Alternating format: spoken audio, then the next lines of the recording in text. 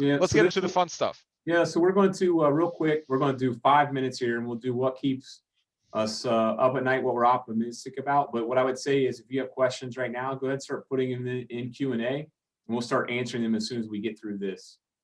So Dmitry, what keeps you up at night? All right. Last year, I talked about supply chain. I'll break it up into short-term and long-term. Supply chain continues to keep me up at night. And again, I will say, look at your taskbar in the bottom right. And if I was a bad guy, that's what I would be exploiting. Like if I turn bad tomorrow and I want to make some Bitcoin, I'm going to start targeting utilities that people use. So keep out there. On the long term, this is more of like, let's start inoculating the public. This really scares me at a social level and at a technical level. So those two people, here, exercise for the listeners, open up a browser window and go to the website. It's a safe website, I promise. Go to a website called thispersondoesnotexist.com and keep refreshing. I have 2 screenshots on here. These people do not exist. These people are AI generated. There are similar, there's another website that I have on there. This X does not exist, because the group that use these adversarial generative networks, they created a number of websites. This company does not exist. This resume does not exist. This rental listing does not exist. This art does not exist, right? You can do all these different things. It's really fun and also really scary.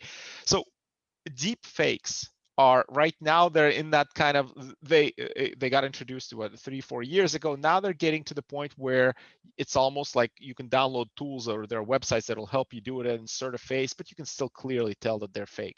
There are some that are getting into that uncanny valley, and uncanny valley is in robotics and in basically, anyway, in robotics, there was a term, I forgot the guy who coined the term, but he said robotics, they get closer and closer and closer to being humanoid, but you can still tell that they're robots. And then there's an uncanny valley, and that valley is where they're close enough, but something's uncanny. You're like, something's weird. It's not really a human, but like I'm very uncomfortable because I can't clearly classify it as a robot, but I can't classify it as a human, right? So we're in that uncanny valley, but over the next several years, it's going to get really, really good. And the fact that it gets really, really good is really, really scary to me, because you're going to be able to see content and people, like these people do not exist, right? I can create profiles for them. I can create rental listings. I can create resumes. And I put that in the bottom, the social media provides the rapid spread, and then deep fakes provide the content, and then disinformation is intent, and that's going to create pain. And that's, I see this as both a societal thing, and also this is going to go into cybersecurity and into phishing, into business email compromise. I mean, the possibility, I kind of get excited about the possibilities, and then I immediately get scared, right? Because how do you counter that at machine speed? And how do you, so the reason why I'm sharing that right now is, let's start inoculating people against this. Let's make people aware that this is coming, so that when it does come, it's not they don't get blindsided by this. That's all from me, Josh. Yeah, so that's great. I worry about the deep fake stuff. Even now, it kind of dives into mine from a short term, is that I feel like technology, for me, what scares me is it's outpaced the consumer. And it probably outpaced the consumer a number of years ago, but it's just getting worse. What I mean by that is technology, let's even, well, a good example, probably just a couple months ago, I was at the grocery store. Finally got out of the house, was running over to pick up some groceries, and there was an older gentleman there, probably in his 60s, 70s, struggling to use the credit card. He didn't understand how to use the chip credit card. It just would not work for him. So I went over and helped him use his credit card. And that, again, just made me think that something as simple that most of us take for granted that we know how to use, right? I go back to my grandparents saying, hey, the VCR's flashing 12, right? Can you come down and fix this?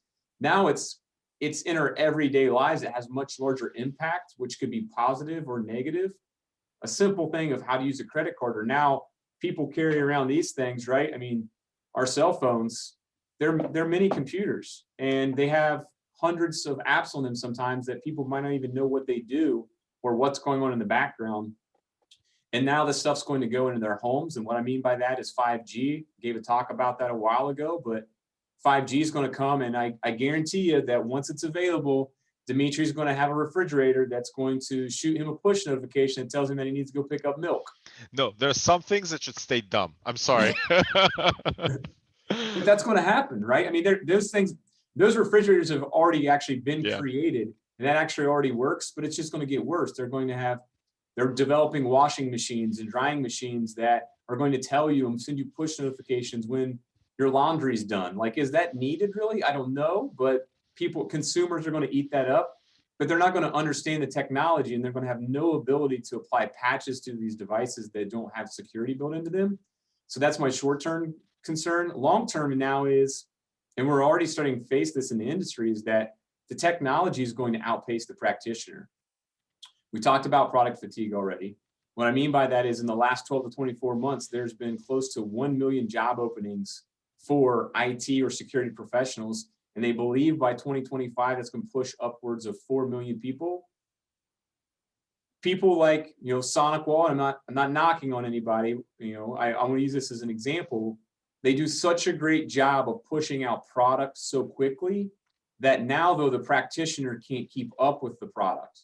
And that's a good thing. It's a bad thing, right? Because they're putting out products, many of these vendors that provide a great benefit, but people can't stay up to speed on how to use these products effectively and efficiently, how to configure them properly. I mean, there's many times that we log into firewalls for customers that somebody else configured or installed their firewall, and there's an any rule allowing everything in.